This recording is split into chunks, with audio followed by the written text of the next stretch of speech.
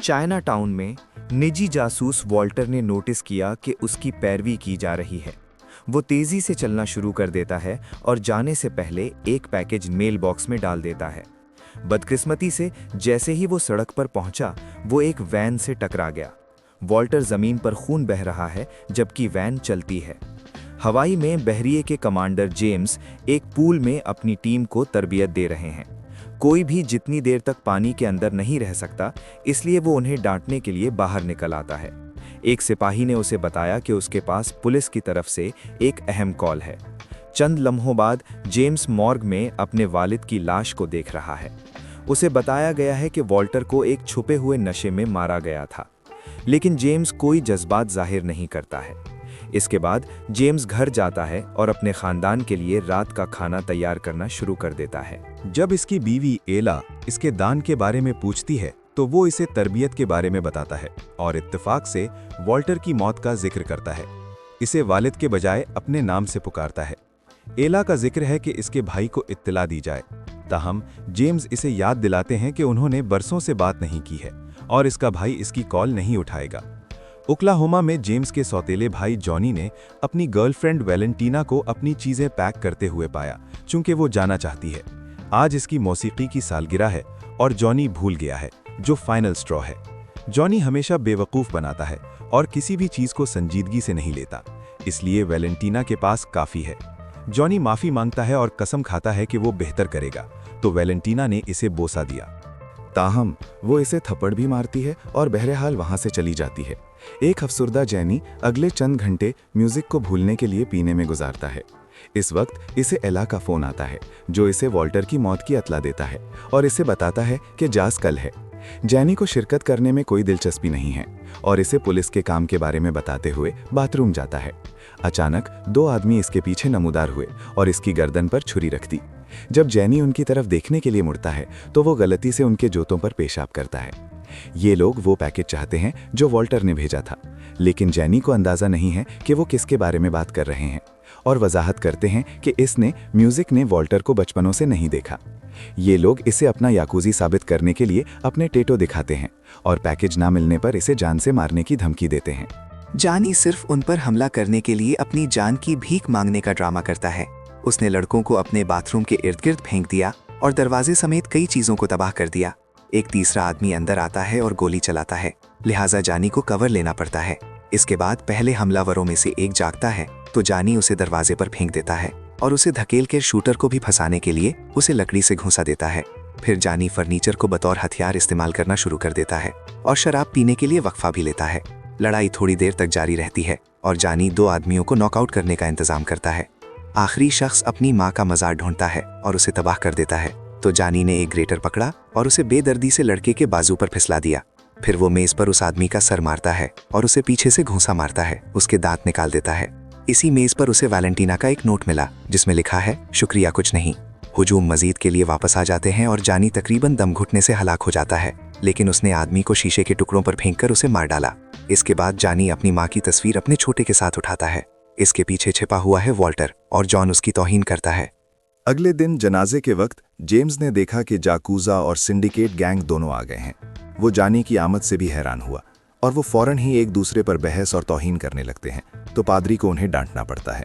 पादरी की तकरीर के बाद वॉल्टर की राख एक कश्ती पर भेजी जाती है। बाद में जानी को पता चला कि जेम्स अपने बचपन के घर में रह रहा है। ये इंकिशाफ हुआ है कि वॉल्टर ने जेम्स की मां को धोखा दिया और जानी को अपने आशिक के साथ रखा। जेम्स की वालदा अब भी जानी को अपने घर में खुशामदीद कहती हैं, लेकिन जेम्स उसे पसंद नहीं करते थे क्योंकि इस मामले ने उसके खानदान को तबाह कर दिया था। दोपहर के खाने के दौरान खानदान गवर्नर पीटर के साथ शामिल होता है क्योंकि जानी की सौतेली बहन नानी उसके लिए कैसे काम करती है। जानी ने इंकिशाफ किया कि वो अपने भाई के लिए नहीं आया था, वो आया क्योंकि वो वॉल्टर के कातिल को तलाश करना चाहता है। जेम्स का इसरार है कि ये छुपा हुआ ड्रोन था, इसलिए जानी ने उसे कल रात के हमले के बारे में बताया। एक दलील पैदा होती है और जेम्स ने जानी पर हर जगह परेशानी लाने का इल्जाम लगाया। जब जानी बताता है कि जेम्स ने उसकी मदद नहीं की थी जब उसकी मां को भी मारा गया था, जेम्स इससे निजी बात करने को कहने से पहले एक सेकंड के लिए जम जाता है। साहिल समंदर पर भाई दोबारा बहस करने लगते हैं और जेम्स ने ये मानने से इनकार कर दिया कि वॉल्टर की मौत कोई हादसा नहीं था, तो जानी उसे उंगली देता है और वहां से चला जाता है।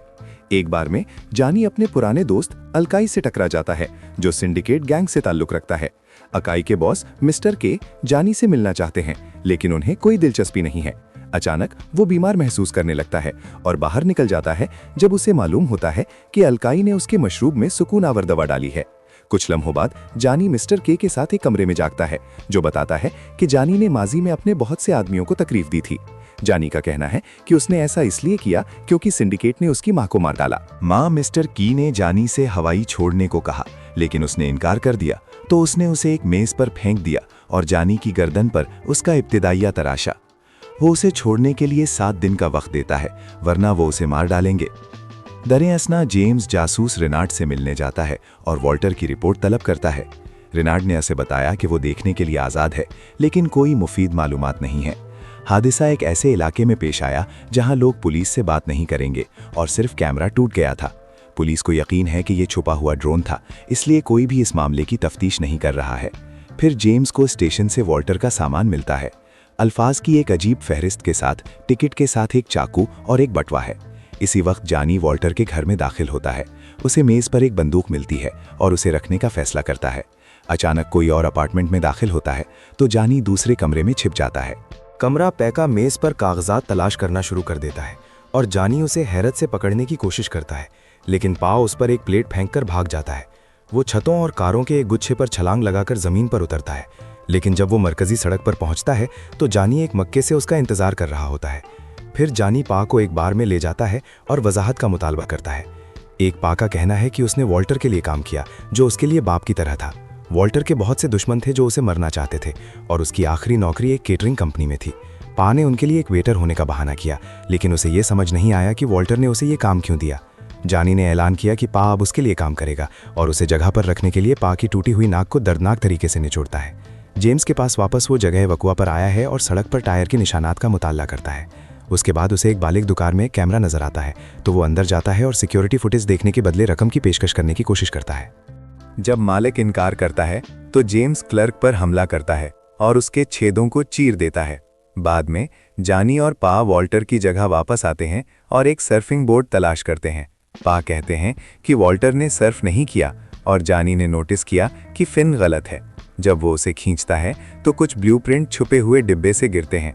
जानी हानानी को फ़ोन करता है और उसे बताता है कि इन खुफिया ब्लूप्रिंट्स पर पीटर की सरकारी मोहर है, इसलिए वो बाद में डेटाबेस की जांच करने का वादा करती है।